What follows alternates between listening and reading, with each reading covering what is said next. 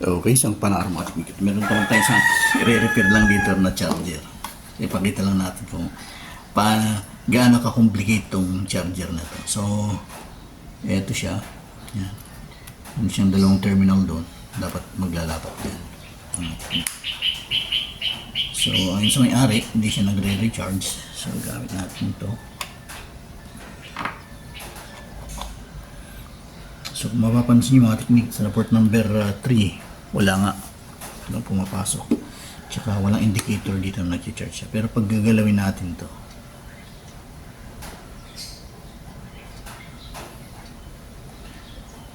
ayan o. Ayan, nag-charge siya. So, ibig sabihin nag-lulus. Ayan, 0.4.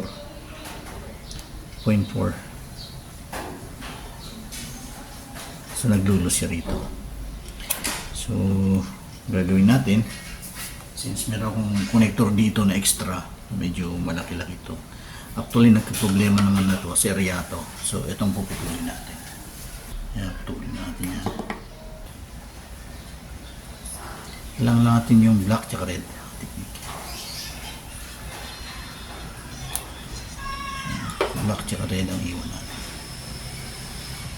Ang data, yan, green and white ang data.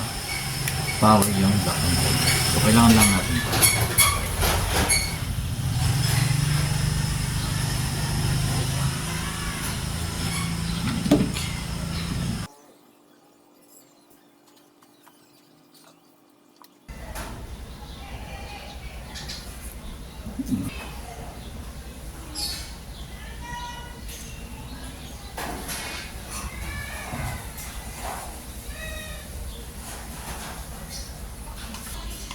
Ngayon, sundak muna tayo.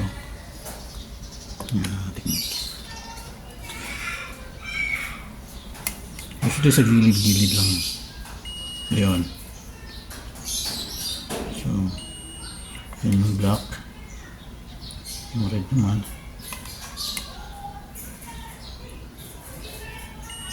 So, okay siya. Hindi siya shorted. Okay, gawin natin. Tanggalin natin itong relo.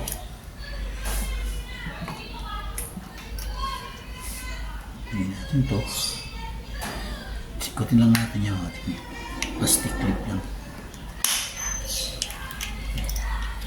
Ayan. Kung mapansin nyo kung ano yung red, yun din yung red. Natin yung red. Yan sa kanan.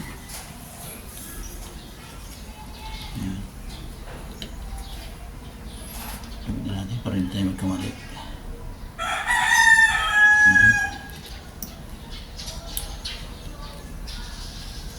Okay. Ayan.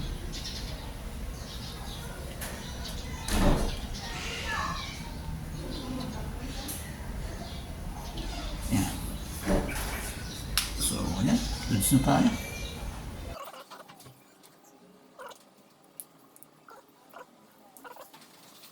Lapat. Ayan. Ayan yung saksak natin. Tanggalin na natin ito. Saksak natin. Yun. Meron ka agad mga technique. 0.4. Yun. So, goods na tayo. Charge na siya. So, yun lang mga technique. At yan, ganun lang kasimple. Pero akala ko napaka-complicated. So, yan. Tuwigil lang siya. Pero, kung makita nyo, nagkakarga pa rin. 0.3. Yan. Okay. So, hanggang dito na tayo. More power. And God bless.